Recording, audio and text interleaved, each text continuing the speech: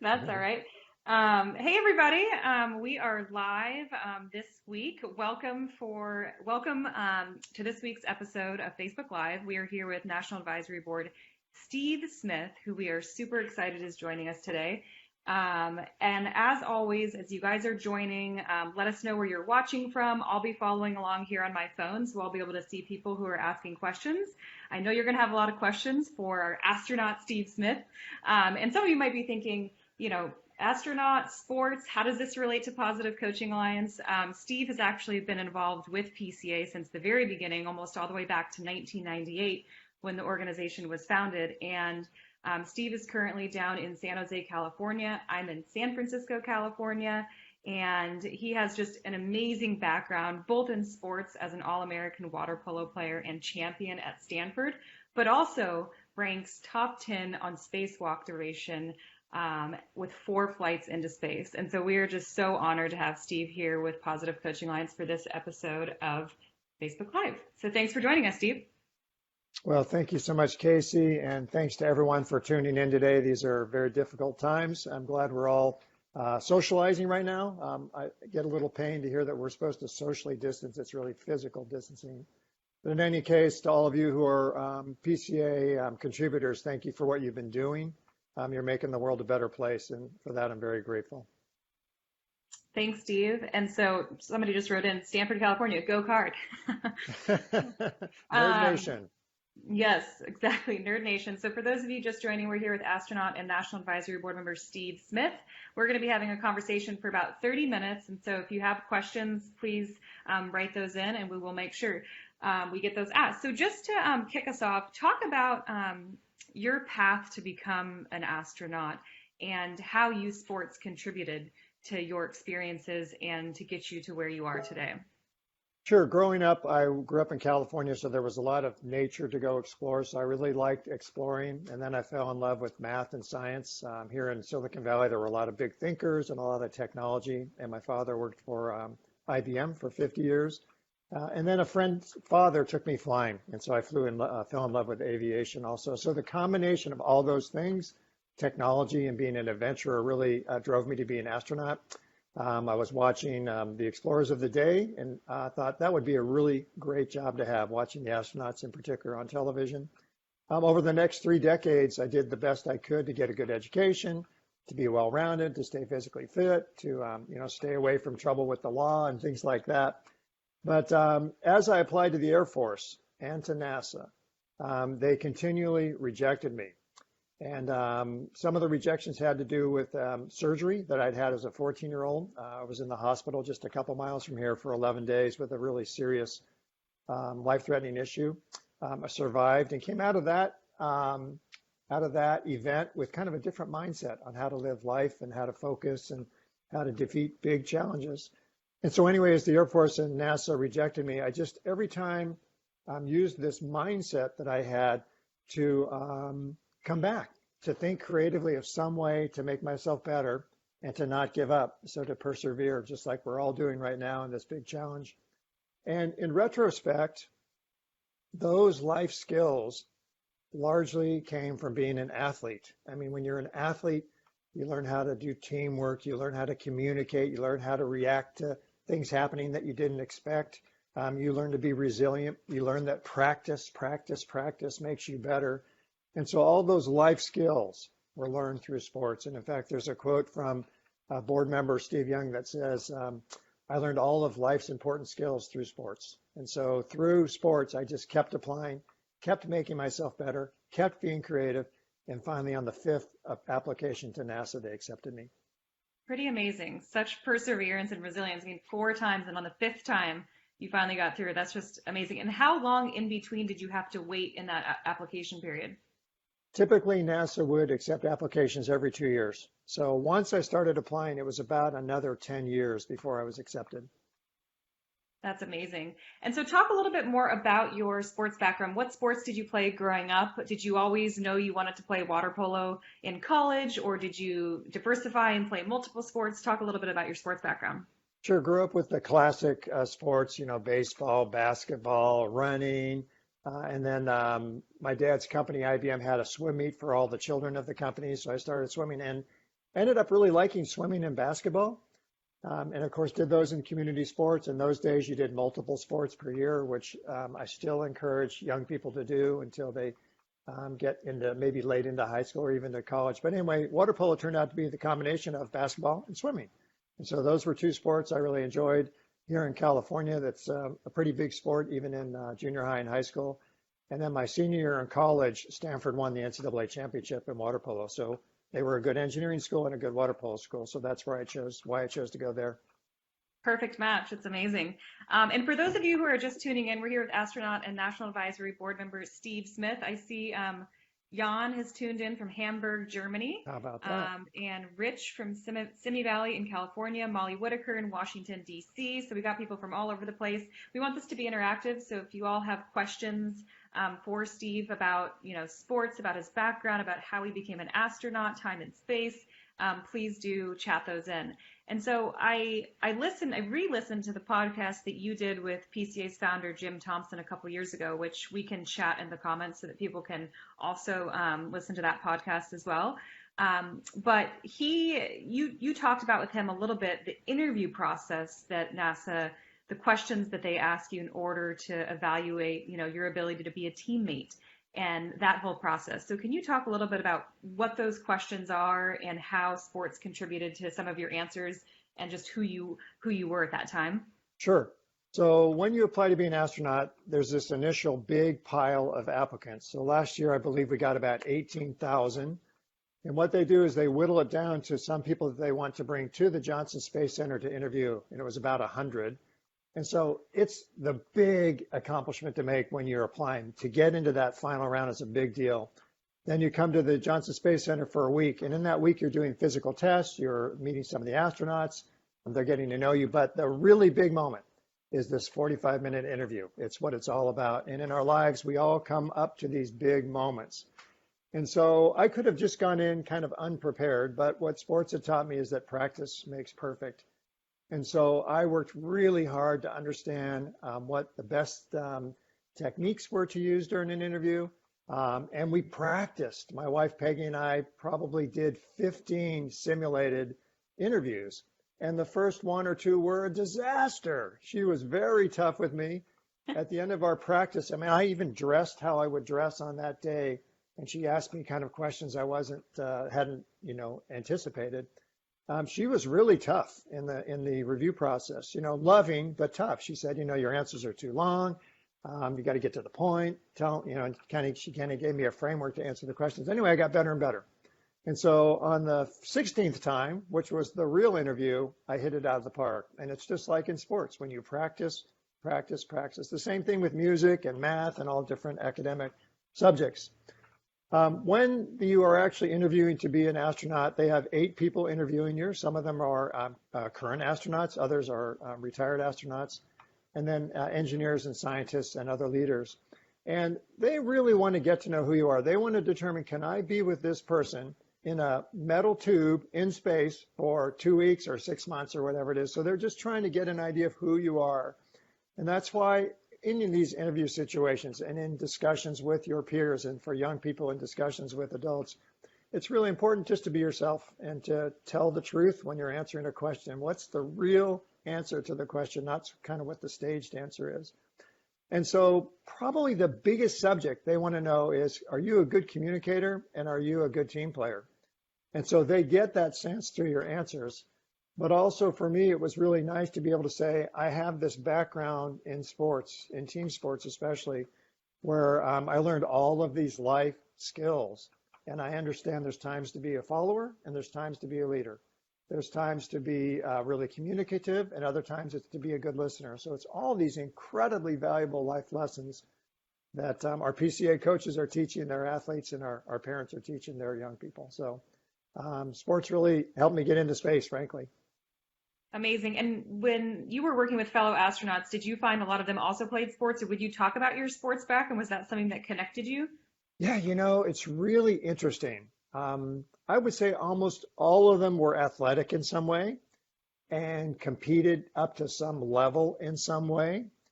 But what eventually I think set me apart when I entered the astronaut office, I'm with all these amazing people. Some of them even had 6 college degrees. Half were military personnel. I'm a civilian astronaut, so I came from learning to fly small airplanes. What I think really set me apart is that it's this constant participation in sports that I kept going through my life and got lucky enough to even do it into college. And I think those skills, which I had maybe learned to fine tune more, those skills from sports actually, I think, helped me become a leader among leaders. And so I really think that that was incredibly helpful. And, it's just shocking how many of the skills that you learn in sports are so pertinent in business. And there was an article in the Wall Street Journal, for example, about a year ago that talked about how companies love to hire athletes because they have all these great skills. Right. And as a manager of people, you're trying to get the best out of your employees and you're trying to motivate individuals just like you are on the sports field. So absolutely. And James wrote, and he said, I'm always trying to teach my young players that the skills you learn in team sports translate to life skills. Absolutely. Jenny wrote in with a question. She said, so much has been said lately, and I'm glad you asked this, Jenny. This is actually on my notes as well. Jenny's wondering, much has been said lately about astronauts' experience in isolation and how that experience impacts dealing with the current shelter-in-place situation. What can you share with us? Yes, thank you for that question. Well, when you're an astronaut, you go into isolation even before the mission. They don't want us to go into space with any kind of a disease or any kind of a sickness.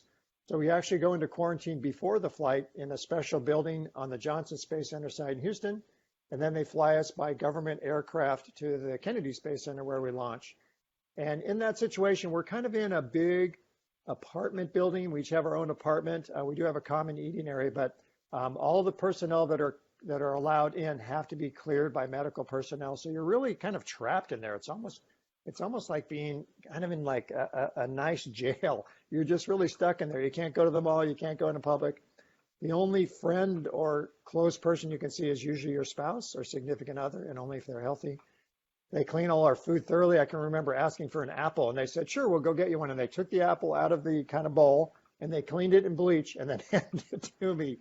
So they really are careful.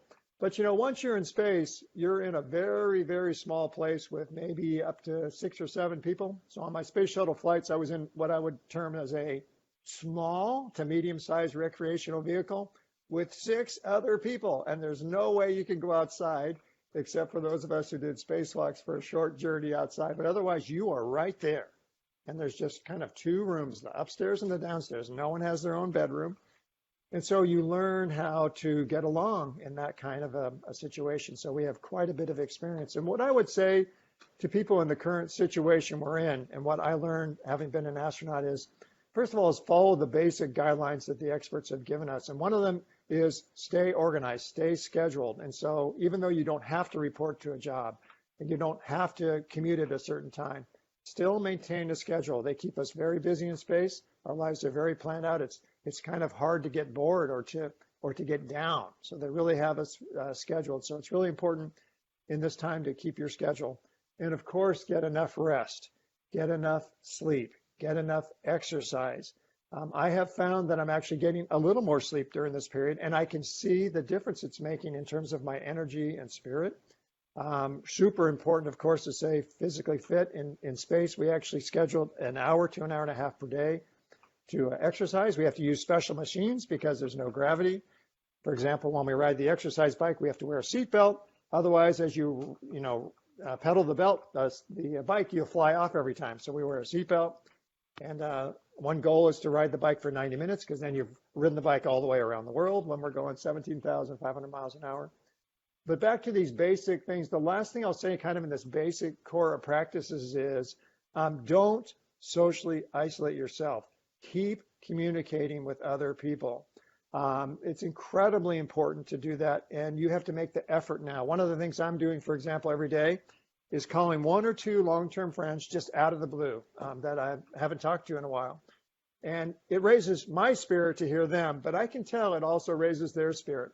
And in fact, on these phone calls, I would say they are doing 70 to 80% of the talking. They're just so happy to hear from an old friend, for example. And it's interesting that we are talking about the current times as social distancing. It's really not social distancing. I regret that we're using that term. It's physical distancing, as I said before.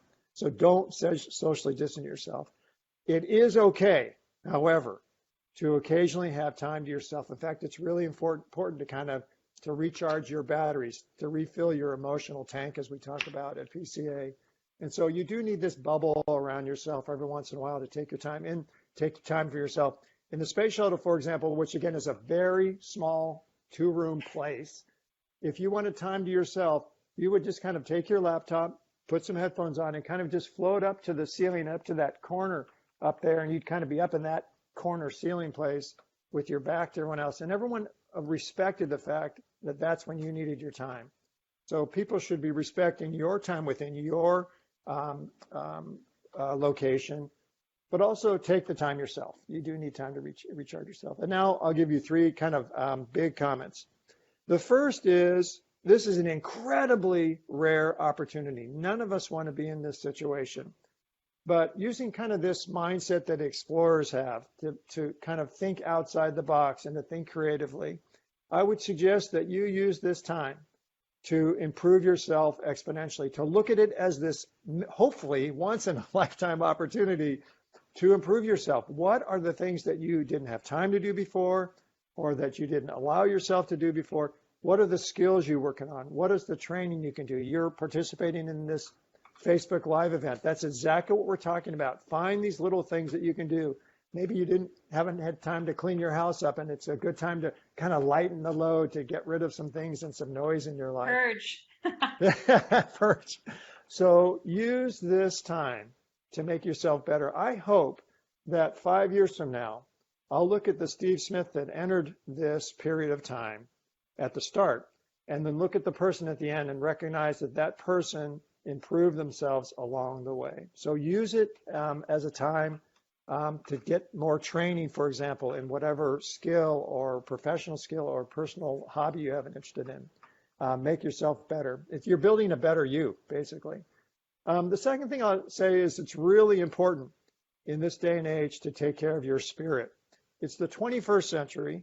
We now consider our spiritual health and our mental health and our brain to be another body system that we have to take care of. We take care of our eyes, we take care of our skin, we take care of our heart. We need to take care of our mind also.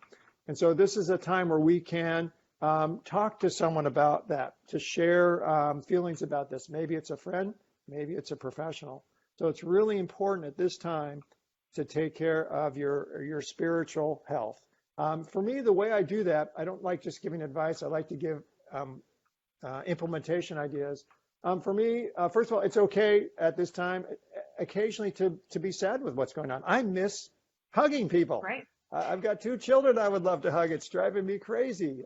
My mom is 93 and in hospice, and I can't go hug her. And so it's okay to kind of be mad and maybe a little upset.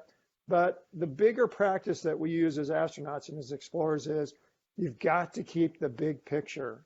Is what you're doing right now the right thing to do? For me, we're all working together as a team to protect people in our society who are susceptible to this terrible virus. And so keep a big picture on what you're doing so that you're saying, am I doing the right thing? The second part, though, is the opposite, and that's that what you're doing at that moment, focus on it with all of your attention. Do the best you can at what you're doing at that moment. And the other thing I'll say is that, keep up the communication. We talked about that before. Keep up the communication either to friends or professionals. So look at this time to, make yourself better and to keep your spirit high. And the third thing I'll say is a classic technique to bring your spirit up is to be thankful and to show gratitude. And, it's really good to do it in your mind. I'm okay. I'm lucky to have a house. I'm lucky to have food. I'm lucky to have technology to share with people right now. But it feels even better to take action. And so if you can do something for somebody else, maybe it's someone in your location that you're hibernating with these days, or maybe it's someone that's distant, someone you don't know. Maybe it's making a call like I mentioned before. In the end, we're all about team sports in PCA, and no time in history has there been a bigger team effort required. And what's really interesting about this time that we're in right now is it's working. Most people are great teamwork players. And what's really interesting is you don't know 99% of your teammates right now. And so doing something for someone you don't even know is being the ultimate teammate. And even in the space program, we had the astronauts and we had the flight controllers, but we had thousands of people who I never knew that helped us be successful as astronauts. We get the glory because we get to put the spacesuits on, we ride the bullet into space and all that, but it's these thousands of people on the team that really deserve the credit. And so this is a big team effort, and we just need to keep our eye on the ball. Love it. Life is a team sport. You can't accomplish things without other people. Absolutely. So a couple questions came in that I want to get to. Before I go there, I just want to clarify. You said one of the goals being in space was to ride the exercise bike for 90 minutes because that means you would have gone around the Earth once? Yes. Amazing. Yeah, we go 17,500 miles an hour. That's 5 miles per second. So every 90 minutes we go around the world. In one day we go 16 times. That means in one day we see 16 sunrises and 16 sunsets. But every astronaut wants to ride the bike for 90 minutes. So. Amazing. Okay, so Rich Bradley said, I know you have been heavily involved with the Special Olympics. He said, I am the head coach for my school's Special Olympics program. What motivated you to get involved with that, and how did that experience influence your missions as an astronaut? Not sure if you were involved before or after you were an astronaut, but that was a question from Rich Bradley. Yeah, thank you, Rich. I became interested in Special Olympics when I was in college. There was a level 1 swimming at the time, which is the athletes who have no capability to go from one end of the pool to the other. I was in the pool as a lane assist swimmer, and I would receive the athlete like in an inner tube, and I would take him the other end. And, as a 19, 20-year-old, that really changed my perspective on gratitude. It was so rewarding to help. It was an incredible reminder of how lucky we are. So it really goes back to that technique of always showing gratitude and grounding. Also, this near-death experience that I had as a 14, 15-year-old, those two things together set me on a path to live a life. I'm not interested in material possessions, but interested in experiences and interaction with other people. When I moved to Texas, for example, from California to become a NASA engineer and then an astronaut, the first group I joined in Houston was Special Olympics Area 4 team, helping them run events. And eventually I was on the board of directors there and actually took Special Olympics things into space with me as a gesture to the Special Olympics organization, Eunice Shriver and Tim Shriver and the other team members there. And so it's really one of the ultimate expressions of gratitude and giving back. So thank you for doing what you're doing. I love that. So a question came in from Kopika Christina, and this is a question from her 7-year-old Lily. Did you get scared going into space, and how did you deal with it? So question from 7-year-old Lily from Kopika Christina. Lily, thanks for watching. Hi, Lily. Thank you for that question. My mommy's name is Lily, so I'm so pleased to meet another Lily today.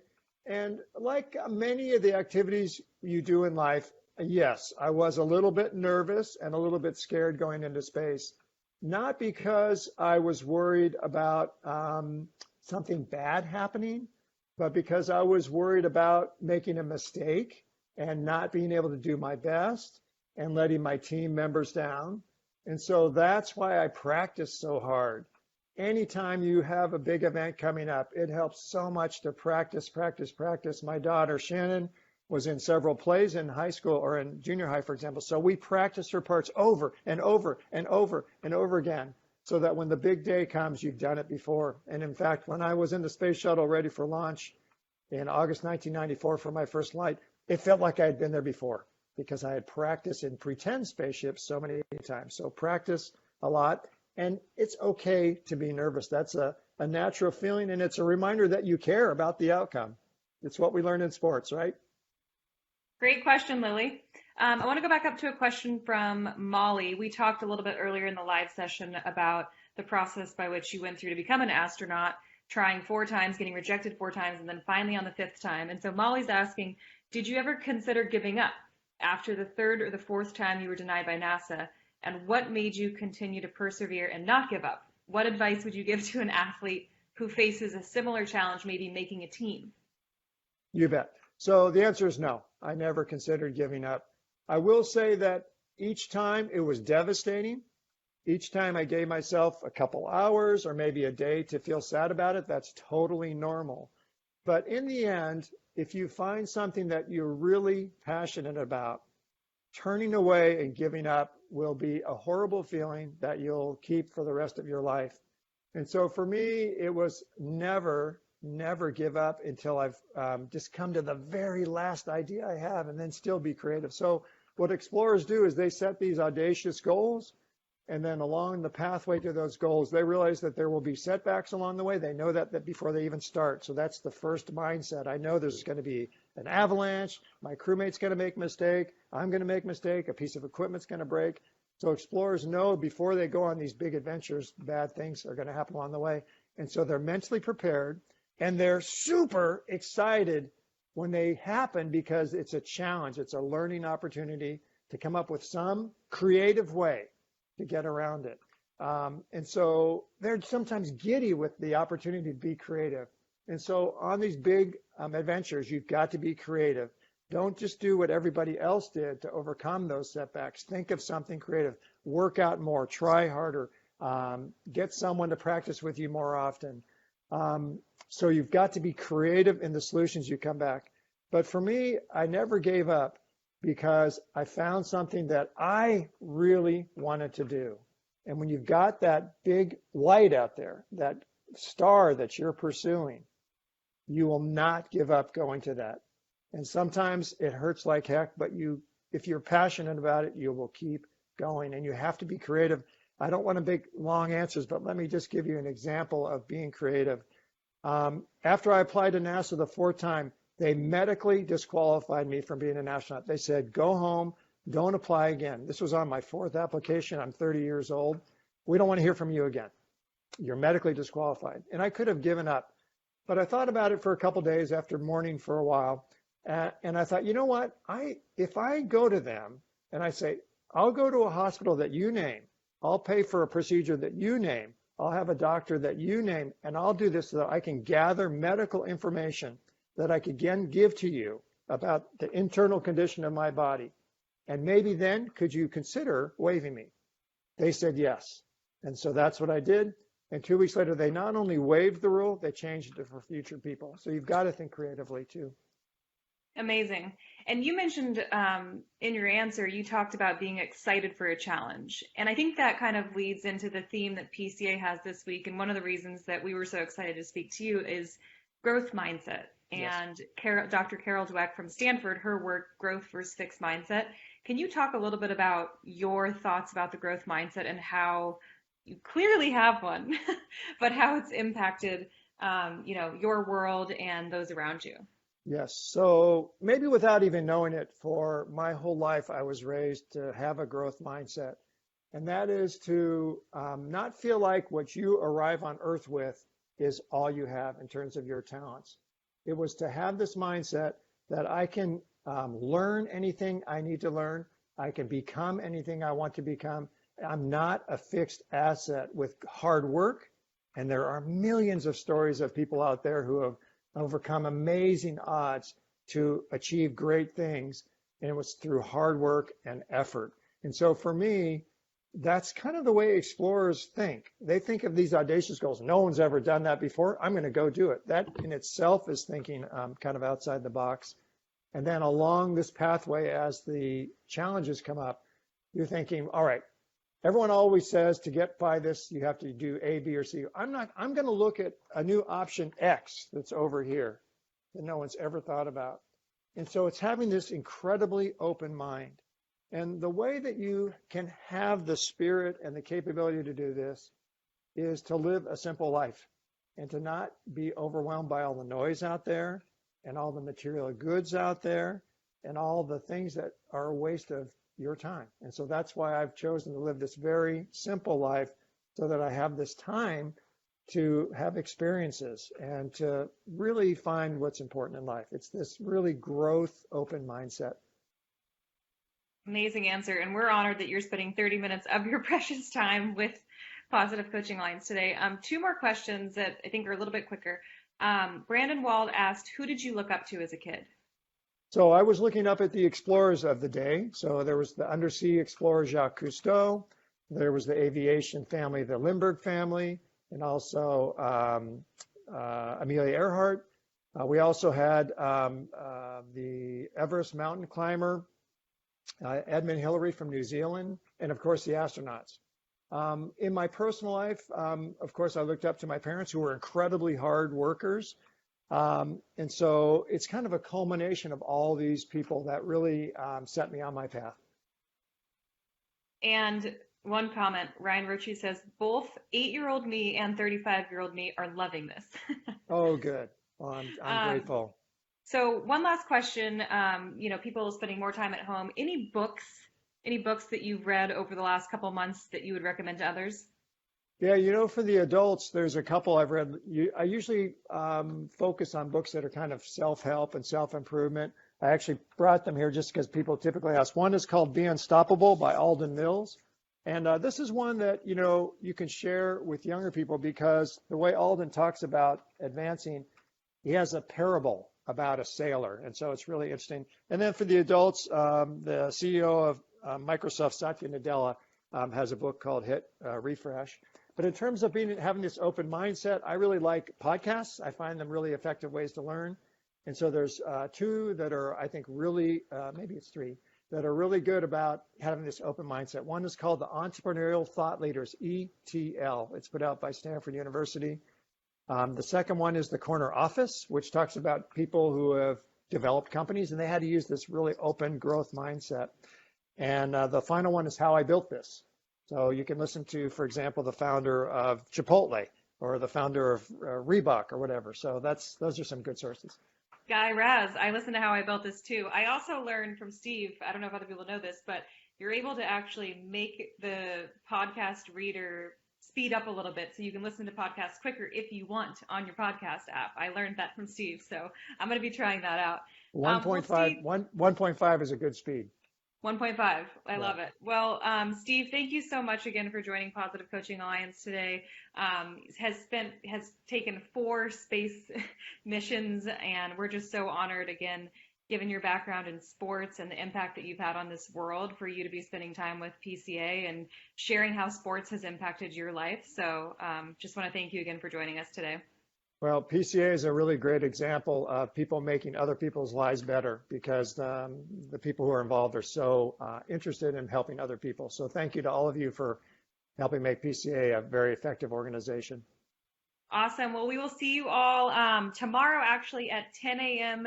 Pacific. If you guys want to tune in, we're going to be talking to Tom Ferry, who's the head of the Aspen Institute's Project Play with Marty Reed. So mark your calendar and join us tomorrow at 10:30. Steve, thank you so much, and we'll see all of you soon.